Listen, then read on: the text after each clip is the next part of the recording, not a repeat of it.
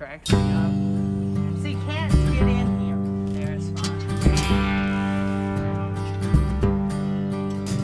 He's the one they always talk about, the name that's always thrown around. He's the best that's ever held a steering wheel.